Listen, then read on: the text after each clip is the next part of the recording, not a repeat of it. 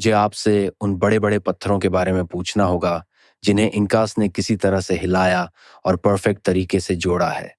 क्या आप समझते हैं? क्या आपको पता है कि उन्होंने वो इतने अच्छी तरह से कैसे किया? नहीं।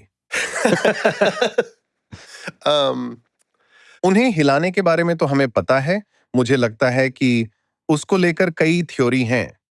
बड़े वजन को पिवट करने के तरीके हैं। वॉली वॉलिंगटन नाम का एक रिटायर्ड कॉन्ट्रैक्टर है यहाँ यूएस में, जिसने अकेले ही अपने बैकयार्ड में स्टोनहेंज बना दिया, ये दिखाते हुए कि बड़े पत्थरों को कैसे हिलाया जा सकता है। इसलिए ये साफ है कि वॉली ने तो पता लगा लिया कि उन्हें कैसे हिलाया जा सकता है, लेकिन वो इतनी सफाई से जुड़े हुए हैं कि उनके बीच में एक सिक्का भी नहीं घुस सकता।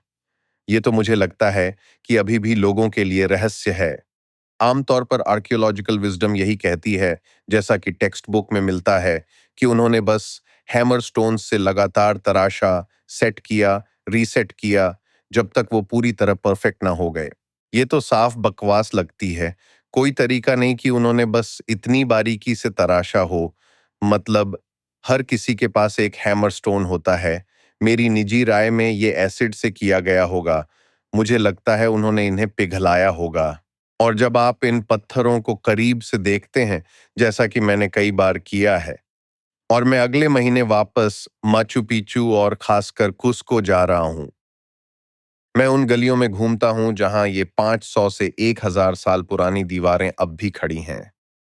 और मैं ऐसी चीजें देखता हूं, जैसे कि एंडेसाइट में मौजूद क्रिस्टल्स मानो सीएम के साथ सिले हुए हैं, जैसे आसपास का एंडेसाइट पिघल गया हो, लेकिन क्रिस्टल्स वैसे के वैसे बने हुए हैं।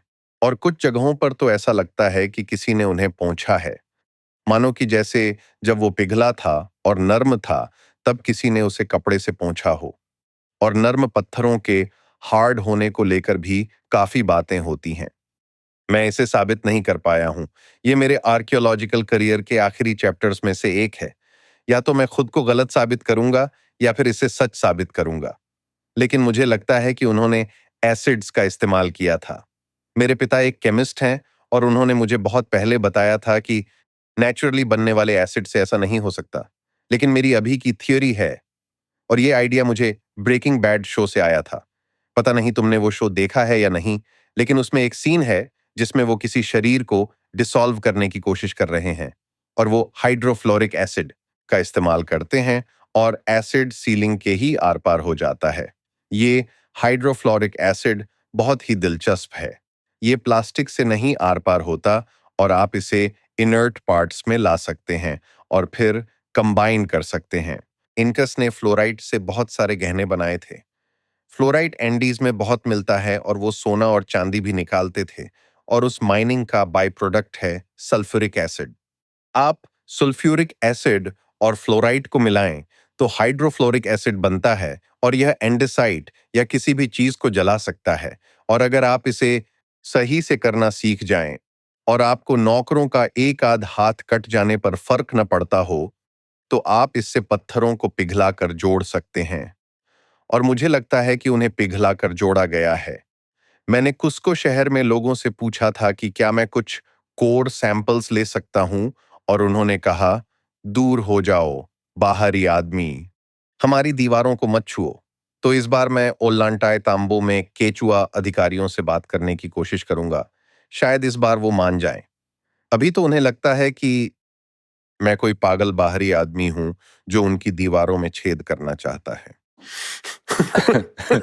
ये तो बहुत ही दिलचस्प थ्योरी है। तो आप इसे कैसे साबित करोगे?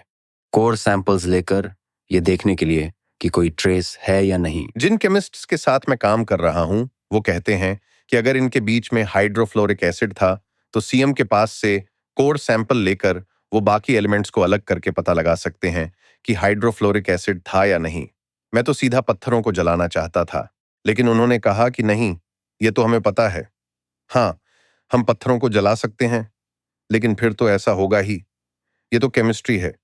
हमें ये साबित करना है कि ये दीवारों में हो सकता है, तो हमें सैंपल ला कर दो। और ये कोविड से पहले की बात है। आपको पता है कि ये सब कैसे होता है।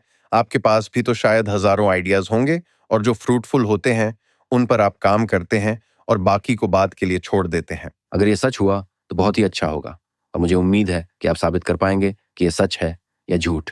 गलत साबित करने की कोशिश करूंगा। गलत साबित करने की, अच्छा। और मैं सोचता हूँ कि क्या हम ये भूलने की गलती करते हैं कि इंसान आपस में मिलकर क्या क्या कर सकते हैं।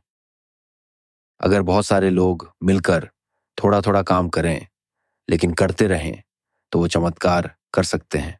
तो सवाल ये है कि इतने सारे लोगों को काम करने के लिए मोटिवेट कैसे किया जा सकता है, क्योंकि जब हम स्टोनहेंज के बारे में सोचते हैं, अ, जो कि एक बहुत ही चैलेंजिंग आर्किटेक्चरल कंस्ट्रक्शन है, तो हमें ऐसा नहीं लगता कि इतने सारे लोगों ने मिलकर उस पर काम किया होगा।